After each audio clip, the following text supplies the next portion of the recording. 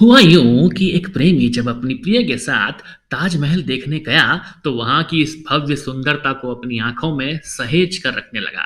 वहीं दूसरी ओर एक इंस्टाग्राम का फूड ब्लॉगर इंदौरी सराफा में जाकर चाट खाने से पहले फोटो क्लिक करना नहीं भूला। हम भी तो ऐसा ही करते हैं ना, हर चीज को इमेज के फॉर्म में दिमाग में कहीं सहेज के रख लेते हैं। मेरे पॉडकास्ट प्रेमी समझ ही गए होंगे कि आज का एपिसोड होने वाला है इमेज प्रोसेसिंग पर। हेलो दोस्तों, मैं आ गया हूं आपका डीप स्टोरी टेलर अमित नए एपिसोड में। उम्मीद है आपको पिछले सारे एपिसोड मजेदार लगे होंगे। ये दुनिया चलचित्री तो है, हमारी आंखें इस चलचित्र की भांति देखती हैं और ह्यूमन ब्रेन को इलेक्ट्रिक सिग्नल भेजती हैं। ऐसा ही तो होता है जब हम कोई नई इमेज देख लेते हैं। चलिए बात करते हैं वैसे इमेज होती क्या है, मतलब कि व्हाट इज एन इमेज। आम भाषा में वैसे इसे व्यक्ति या वस्तु का मानसिक चित्र या कल्पना कहा जाएगा। थोड़ा अंग्रेजी में समझ लेते हैं Amit. A visual representation of something is nothing but a image. अब कंप्यूटर के लिए इमेज क्या होती है, मतलब what is an image in computer. A picture composed of an array of elements called pixels. थोड़ा टेक्निकल हो गया। पिक्सेल्स की बात भी करेंगे, स्मॉलेस्ट एलिमेंट होता है जो कंप्यूटर के लिए एक मेन काम करता है। हुआ यूं कि 90s के इंजीनियरिंग स्टूडेंट के पास मिड सेम का पेपर आ गया। उन्हें लगा इस हैंड रिटन पेपर को फोटोकॉपी कर लो और अपने सारे मित्रों को पहुंचा दो। फोटोकॉपी का फोटोकॉपी होती चली गई और कार्बन जमने के कारण क्वेश्चन में छपने वाले कुछ न्यूमेरिक वैल्यूज दिखना मुश्किल हो गए। तब उस इंजीनियर का मन करा कि काश इसे साफ कर पाता, इस धुंधलेपन को हटा पाता। धुंधला नहीं, कालेपन को हटा पाता तो धुंधला दिख जाता और होता कि मेरा पेपर आसानी से मेरे मित्रों को समझ आता जो हमने जुगाड़ा था।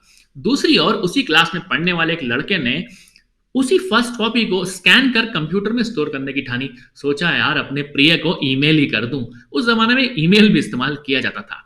उसे क्या पता था, वो एनालॉग इंफॉर्मेशन को डिजिटल स्टोरेज कर प्रोसेस कर रहा था। यही जाकर उसका सामना पहली बार इमेज प्रोसेसिंग टर्म से हुआ। अगर आप समझ ही गए होंगे कि डिजिटल इमेज प्रोसेसिंग का बेसिक फंडामेंटल अमित ने आपको कहानी कहानी में समझा दिया है। फिर आई टर्म डिजिटल इमेज। क्या होती है digital image? A digital image is nothing but a representation of a real image having a set of numbers that can be stored and handled by digital computer. वैसे digital image को mathematical represent करने के लिए हम यूं कहेंगे कि एक 2D रिप्रेजेंटेशन ऑफ सिग्नल है जिसके अंदर रोज एंड कॉलम है और मैट्रिक्स के फॉर्म में हर रो और कॉलम के अंदर कोई इंटेंसिटी है, एनर्जी है। फिर एक दिन उसका सामना, अरे वही इंजीनियर का, उसका सामना कलर्ड इमेज से हुआ जिससे उसे विभिन्न रंग दिखने लगे। उसने बोला अरे ये इमेज में रेड ग्रीन ब्लू ही फॉर्मेट में दिख रही है क्या इमेज? तरह तरह के कलर तो हैं। उसे तब समझ में आया कि जब वो रंगोली बनाता था तो 3 बेसिक कलर का इस्तेमाल करता था, इसलिए उसे कहा गया आरजीबी इमेज। वैसे भी हर रंग लाल, हरा और नीले से ही तो बनता है। उसके लिए समझना आसान हो गया था। फिर एक दिन उसके सामने ब्लैक एंड व्हाइट टीवी आया जब वो रंगोली देख रहा था, जो चित्रहार और रंगोली डीडी 1 पे आया करती थी। उसमें वो जब गाने देख रहा था तो उसे उसके अंदर जो अदाकार थे, अदाकारी थे कर रहे थे, उनके सारे फोटोग्राफ ग्रे स्केल में दिखने लगे, मतलब कि 2 कलर्स दिखने लगे। लेकिन उसे समझ ना रहा था कि कोई कलर तो इमेज है लेकिन थोड़ा ग्रे फॉर्मेट में है। ऑल दो वो टीवी था ब्लैक एंड व्हाइट, लेकिन उसे दिख रहा था ग्रे। यहीं जाकर उसे ग्रे और ब्लैक एंड व्हाइट इमेज में अंतर समझ आया। शायद आप समझ गए होंगे कि मैंने आपको टाइप्स ऑफ इमेज के बारे में समझाने की कोशिश की है। तो बात करते हैं टाइप्स ऑफ इमेजेस की। पहला होता है ट्रू कलर आरजीबी इमेज, जिसको हम रेड ग्रीन ब्लू से मिली हुई इमेज कहते हैं, जो बेसिकली उसका डायमेंशन होता है m क्रॉस n। m मतलब रोज, n मतलब कॉलम, क्रॉस 3 बेसिकली रिप्रेजेंट करता है आरजीबी इमेज को। वैसे हमारे पास ग्रे स्केल होती है जिसमें हमारे पास में इंटेंसिटी होती है। और फाइनली हमारे पास होते हैं ब्लैक एंड व्हाइट, जो कि हम बाइनरी इमेज भी कहते हैं, जिसमें 0 और 1 होता है। वैसे ही इमेज डिफरेंट फॉर्मेट में भी अवेलेबल होती हैं, जो आपने देखी भी होंगी जब आप फेसबुक पे फोटोग्राफ अपलोड किया करते थे या इंस्टाग्राम पे अपना फोटो अपलोड करते थे। JPEG format, joint photograph expert group कहा जाता है इसे। PNG, portable network graphics. BMP, bitmap format. Tiff, tagged image format. ऐसे तो बहुत सारे फॉर्मेट होते हैं मित्रों, लेकिन मैंने आपको बड़े ही आसान से फॉर्मेट बता दिए। आप ये पूछेंगे अमित इन फॉर्मेट का सिग्निफिकेंस क्या है? तो मेरे दोस्त, कॉम्प्रेशन रेशो की एक टर्म आती है, जिसके आधार पे हम समझते हैं कि इमेज के डिफरेंट फॉर्मेट किस लिए काम आते हैं। वैसे आपकी जानकारी के लिए बड़ी आसान भाषा में समझा दूं कि पीएनजी जो होती है ना, उस इमेज के फॉर्मेट में इमेज की क्वालिटी अच्छी कहलाई जाती है, क्योंकि वो पोर्टेबल नेटवर्क ग्राफिक्स फॉर्मेट है जो आम भाषा में यूज किया जाता है हर जगह इमेज प्रोसेसिंग में। वैसे तो पता है उस समय का जो इंजीनियर था ना, शायद उसका इंस्टाग्राम जनरेशन वाला इंजीनियर नहीं था। आप तो समझ ही गए होंगे कि इस तरह की इमेजेस हम कैसे अपलोड करते हैं और इन इमेजेस पर लगा लेते हैं तरह तरह के फिल्टर, तभी तो आपका फोटो बड़ा सुंदर दिखता है।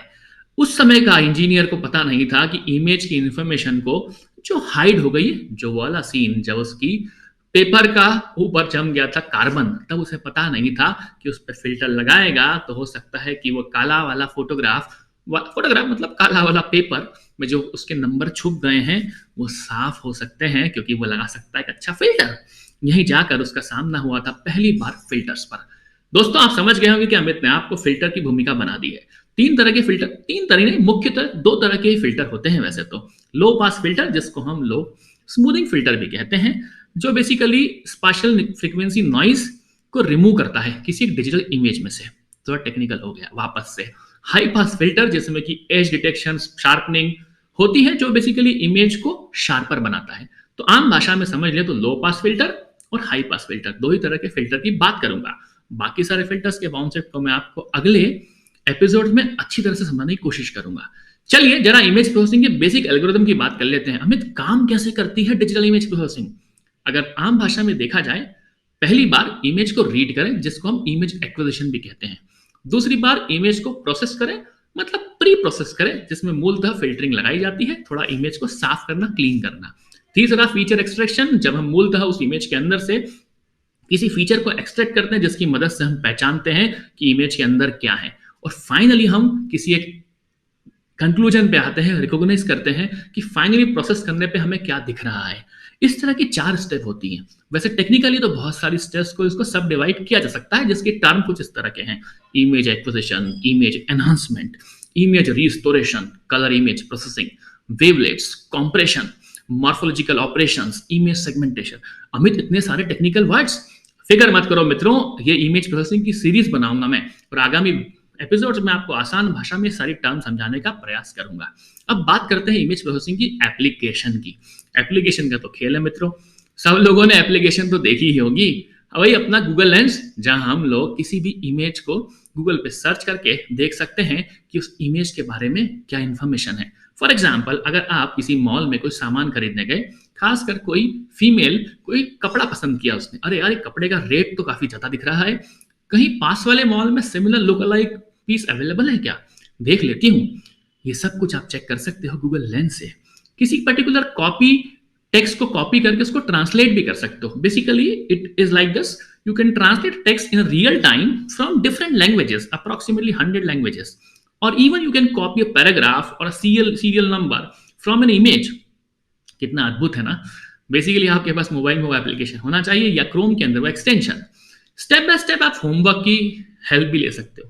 वो स्टूडेंट जो होमवर्क में अटक जाते हैं, उनको लगता है कोई अच्छा वीडियो मिल जाए, अमित का कोई अच्छा पॉडकास्ट मिल जाए जिससे हम समझ पाए basic fundamental of image processing, तो आप देख सकते हैं गूगल लेंस पे भी जाकर, जब आपको कोई होमवर्क के करस्पॉन्डिंग प्रॉब्लम आता है, इमेज प्रोसेसिंग अगर आपको दिखता है, तो उस इमेज प्रोसेसिंग करस्पॉन्डिंग आपको वीडियो ऑडियो भी मिल जाएंगे। मेरा पॉडकास्ट तो अवेलेबल है ही आपके लिए यार।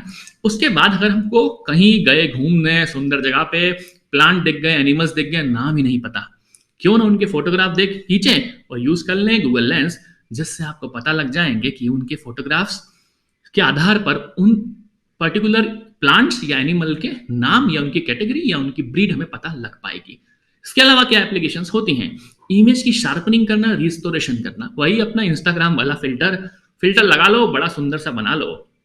मेडिकल फील्ड में एक्सरेज हैं, कैंसर डिटेक्शन है, ब्रेन ट्यूमर डिटेक्शन है, बहुत सारे एप्लीकेशन है बायोमेडिकल सिग्नल प्रोसेसिंग के अंदर। रिमोट सेंसिंग में आप कर सकते हैं, वायरलेस सेंसर नेटवर्क में कुछ इमेज आपके पास गूगल की इमेजेस अवेलेबल हैं, आप उनका सैटेलाइट इमेजेस हैं उनको यूज कर सकते हैं। कोई इमेज को ट्रांसमिट करके उनको एनकोड करना है सिक्योरिटी पर्पस के लिए, मशीन और रोबोटिक विजन में तो आप इस्तेमाल करते ही हैं। कलर प्रोसेसिंग बड़ा महत्वपूर्ण हिस्सा है। पैटर्न रिकॉग्निशन और वीडियो प्रोसेसिंग में भी आपको इमेज प्रोसेसिंग का यूज किया जाता है।